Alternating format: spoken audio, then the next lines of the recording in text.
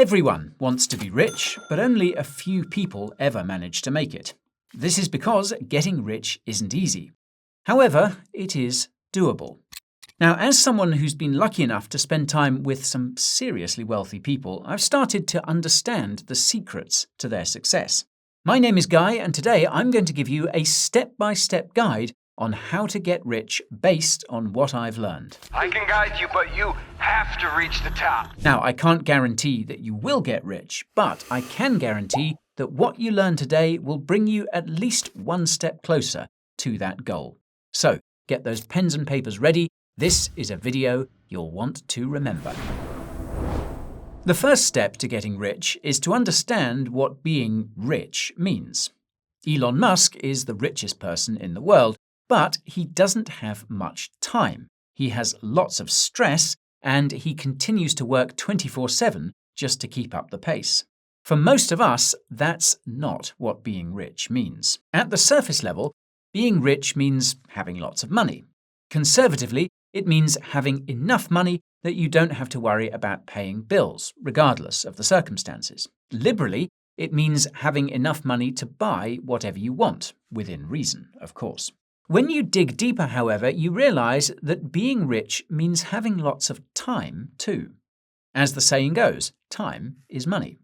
The difference is that time is more valuable because, unlike money, it can't be made back. Most of the richest people have lots of money but not much time, in more ways than one. Depending on your age, you're already richer than most of the richest billionaires when it comes to the time you have left on this planet. It's just hard to see because you can't feel time in your hands or see it on a screen, so to speak. But it is there, and if you're watching this, chances are you probably have lots of it. But being rich doesn't just mean having lots of time and money. There's a third component: having the ability to spend your money in the way you want, whenever you want. This is the forgotten definition of financial freedom. Consider that $1 billion in the bank is worth nothing if you can't spend it. This is a definition of financial freedom that most people are going to relearn when central bank digital currencies, or CBDCs, start being rolled out. They will make it possible for governments to control what you buy, when you can buy it, and even how much you can save. More about all of that later. Now, though, this ties into the second step to getting rich, and that's understanding how money works. If you watched our video about how the financial system is rigged, you'll know that currencies like the US dollar were once backed by money, namely gold. However, this changed in the 1970s. Since that time, the value of almost every currency has fallen off a cliff because governments and central banks have been printing so much of it. As basic economics dictates, the more of something there is, the less valuable it becomes relative to other things in the economy. As such, it's incorrect to think that the prices of things like houses have gone up. It's the value of the currency that's been declining. When you look at the price of things like houses when measured in money, like gold, you'll see the proof that prices haven't really risen at all. It's the currency that's falling. This is a problem considering that almost all of us are paid in a currency of some kind. The bigger problem is that we're spending time, which is inherently valuable as it's finite and can't be made back, in exchange for a currency that is being printed out of thin air by governments and central banks. This is why so many of us feel like we can't keep up and why it's so hard to get ahead. It also underscores the fact that you must factor this in to your goal of being rich. Remember, being rich means having lots of money, not lots of currency. $1 million today will be worth less decades from now. So, when you're assessing how much money you're going to need to be rich, make sure you're counting in money terms and not in currency terms. You'll come to find that things aren't as hard to get as they may seem. They just appear hard to get when you're looking at them through a currency lens. By the way, if you're enjoying this video so far, be sure to smash that like button to help others find it. Now, this relates to the third step to getting rich, and that's to make money. I'm using air quotes because you technically can't make more money. Nobody can. The supply of money is fixed by nature, in the case of gold, and fixed by algorithm in the case of Bitcoin, which many consider to be digital gold. You technically can't make currency either. Only central banks and commercial banks can do that. In truth, the only thing you can do is convince others to give you their currency in exchange for your time. That's ultimately what you're doing when you're working for someone, or for yourself. And unfortunately, exchanging time for currency is the only option most of us have. Besides most countries requiring you to be paid in currency, being paid in money would make you progressively more expensive for your employer or customers to the point that you become unaffordable. That means there's only one option, and that's to make and keep as much currency as you can. On the making side, you want to maximize the amount of currency you're getting in exchange for your time. On the keeping side, you want to keep as much of the currency you're getting. For the former, that means improving your skills, gaining experience, and expanding your network. These will occasionally require reducing the amount of currency you're getting paid as your time is being spent elsewhere. Put simply, the experience might be worth it, even if you aren't directly earning money from it. For the latter, this means avoiding taking on debt when it's not necessary and reducing your taxes where possible. If you watched our video about how to get a job in crypto, you'll know one easy way to do this is to see if you can become a contractor for the company where you currently work as an employee. That's because the money you spend on things like food and transportation can be deducted from your taxes as an expense, and the company can deduct any money they pay you from their taxes as an expense too. In many cases, this means you get paid a lot more as a contractor than as an employee. The more you know. This pertains to step 4, and that's to invest in an informed manner. Once you've made some currency, the next step is to turn that currency into money and things that will make you more currency. Some assets, such as real estate, offer a mix of both. They have money-like qualities and earn currency. Turning currency into money means investing in precious metals like gold and store-of-value cryptocurrencies like Bitcoin, if you agree with that narrative. Turning currency into more currency means investing in equities like stocks and bonds, particularly those that pay large dividends or yields. However, you'll recall that part of being rich includes having the ability to spend your money however you want and whenever you want. If you don't keep your gold in a vault, don't keep your BTC on a hardware wallet, or have a mortgage on your property, then you technically don't own these assets. If you're unable to self-custody your various forms of money, then you need to be diversified globally. That means having your gold and BTC custodied in different jurisdictions and having real estate in other countries that's been fully paid off. Ideally, you'll have citizenship or residence in these areas. Pro tip, look into your family history to see if you can get a second or third passport. Now, you'd be forgiven for thinking that this is something you only have to worry about once you have lots of wealth.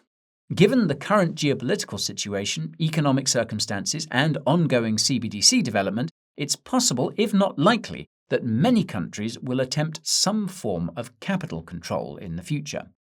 When investing, don't forget that you don't just want to make more currency, you also want to keep as much currency as you can.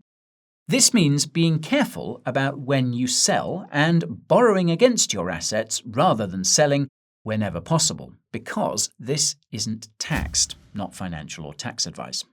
And if you happen to be interested in investing in crypto, the Coin Bureau Deals page has the biggest trading fee discounts and up to $40,000 of bonuses on the best crypto exchanges. It's also got the biggest discounts on the best hardware wallets for self-custody. Now, these deals are only open for a limited time and are available only through our exclusive deals page. So be sure to make the most of it. Link will be in the description. Now, the 5th step to getting rich is to become, quote, exceptionally good at what you do. This is billionaire investor Warren Buffett's advice for those looking to make money, or rather, currency, regardless of economic conditions. He is 100% correct, and it's not actually that hard to do.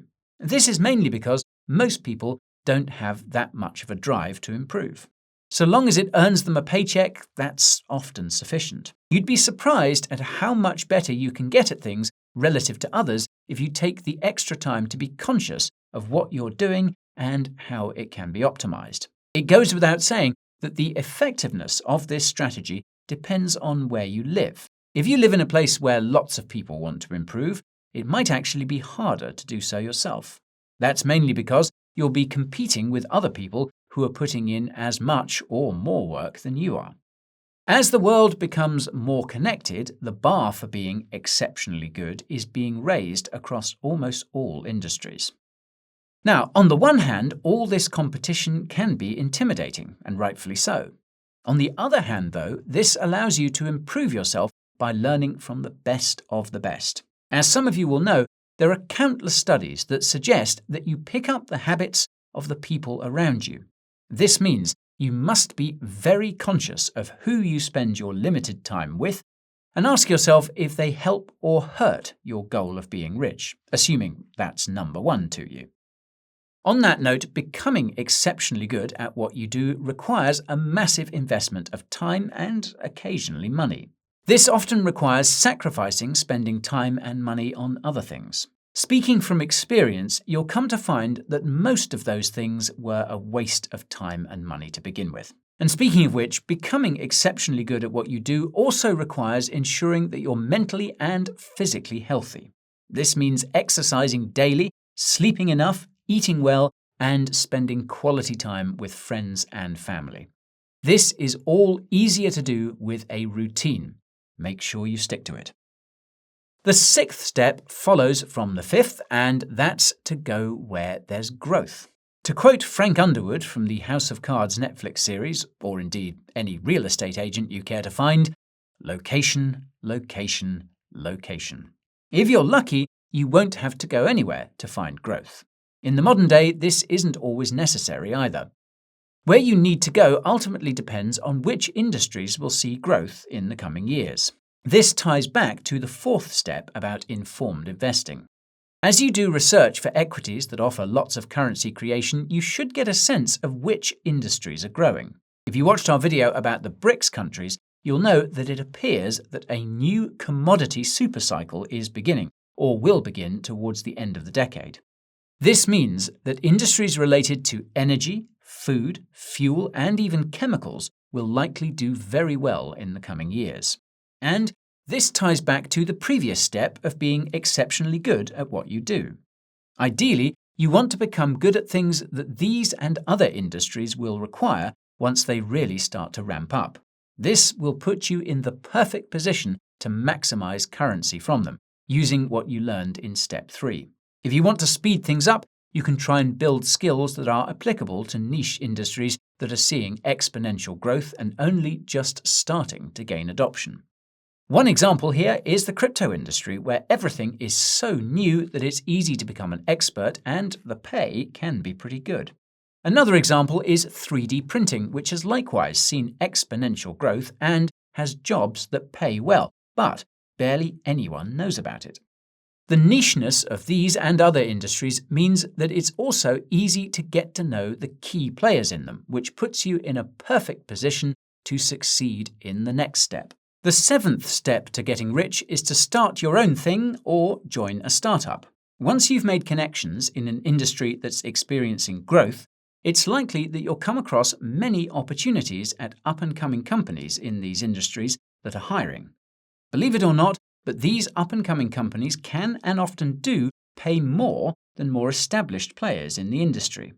This is in part because many of these companies receive large amounts of funding in their early stages, allowing them to pay top dollar in a bid to attract the top talent. It's also in part because you're going to be working your butt off to build whatever product or service your startup is offering. The silver lining is that you will actually have a say in how these products and services are made. If you're lucky, you'll be early enough to get a stake in the company itself. Now, from what I've seen though, this seventh step is where things can get difficult. That's because by this point, you've probably already accumulated a decent amount of wealth and are already making a decent salary. I've seen many get too comfortable and complacent, but you can't lose sight of the end game. If you manage to get to this stage, you must constantly ask yourself how you can achieve escape velocity. That is, how can you put yourself in a position where you've created so much currency from working and investing that you can become rich in the actual sense: time, money, and financial freedom. Depending on the circumstances, though, this might feel like an impossible task. For instance, maybe the startup you co-founded or were working for fails. Newsflash, most of them do. Don't get discouraged, though. Take what you've learned and try to put yourself back in a position where escape velocity is possible. And escape velocity is what the 8th step is all about, and it's one that every rich person has achieved, with the exception of those with inherited wealth. As far as I can tell, there are only 2 ways to achieve escape velocity: cash out of the up-and-coming company you worked for, or take it public via IPO. The best way to cash out is to sell your company to a larger company in your industry, something that will be easy to do if you executed step 6 correctly. If you go and look up the profiles of rich people you know, chances are you'll see that they sold their company to a larger competitor in the past. But if you want to become truly rich, then IPO is the way to go. To put things into perspective, more than half of Elon Musk's wealth comes from his holdings of Tesla stock. It's a similar story for most of the richest people on the planet. They all hold, or held, large amounts of shares in the company they helped build and then took public. That's the open secret to their wealth. Note that you don't necessarily need to be a part of a crypto startup, for instance, to achieve escape velocity. If you make the right connections, you could be given the opportunity to be an investor in these companies when they're in their early stages. In practical terms, your payout could be the same or even larger. Just don't forget what I said in step 3. You want to make as much currency as possible, but you also want to keep as much currency as possible. With a bit of luck, you'll find accountants who can help you sell your stakes in startups you own or co-founded without having to give half of your gains to the government. And this is especially relevant to step 9, which is to stay rich. Now, this is by far the hardest step, not that I would know. In all seriousness, there's a reason why 70% of lottery winners end up broke after a few years. Besides the fact that they didn't learn the first 8 steps, staying rich isn't as easy as it seems. For starters, there's a high likelihood that you'll face pressure from your friends and family to share more than you should, and there's a high likelihood that you will. They're your friends and family, after all. Meanwhile, others who've heard that you're wealthy will actively try and get a piece of your wealth for themselves. After all, money and currency can't be made. You can only convince others to give them to you. If you've gotten rich by following something like the 8 steps that I've just mentioned, then you need to be on the lookout for those who will exploit the fact that you're an avid investor of money and currency. You'll also need to be on the lookout for what's going on politically. When times are tough, people tend to blame the rich for their woes. Governments typically respond with taxes and regulations. This highlights the importance of having assets in many jurisdictions and the ability to move there, if need be. More importantly, you need to ask yourself what would happen to your wealth if something happened to you. This could include anything from a lawsuit to sudden death. There's a reason why rich people are so fond of trust funds. These are all things you'll have to look into when the time is right. And this brings me to the final step to being rich, and that's to enjoy the journey. If you think about it, having lots of money fundamentally means that you have more time to do the things you enjoy with the people you love. Not sure who needs to hear it, but you don't need to be rich for this. Sure, being rich helps, but for most of us, being in the middle is usually more than enough to live a happy life. This is easy to forget when you've grown up in a society where you're being taught that more is always better. That's not always the case, hence the song, "Mo money, mo problems." At the same time, though, you can't let yourself be lazy in the modern monetary system. The currency you earn for the time you work is losing its value as you watch this video. This means that your time is literally being stolen from you. If you allow this to continue unchecked, you will inevitably end up poor. That's why it's imperative that you follow the steps I mentioned in this video, even if you don't plan on getting rich, particularly the first 5. They will ensure that you can retain the value of your limited time and that you can weather whatever economic storms blow across the course of your existence. When all is said and done, you might look around and realize that you're one of the richest people you know, just because you're the only one who remembered to convert their currency into money. Just remember that any asset you don't personally custody technically doesn't belong to you. I can't stress just how important self-custody will be in the coming years. Governments appear hell-bent on taking total control of people's assets through digitization. If all digitized assets are made to trade against dystopian CBDCs, then you really will own nothing and be happy. You can learn more about that using the link in the description. And that's all for today's video, folks, so if you found it helpful, let us know by smashing that like button. If you want to keep getting more helpful content, subscribe to the channel and ping that notification bell. If you want to help others, be sure to share this video with them. And if you happen to be saving or trading digital gold, don't forget about that Coin Bureau deals page. Remember that it has up to $40,000 of airdrops and the largest discounts on trading fees on the best exchanges, as well as the biggest discounts on the best hardware wallets. The link to that will be down in the description. As always, thank you for watching, and I'll see you next time.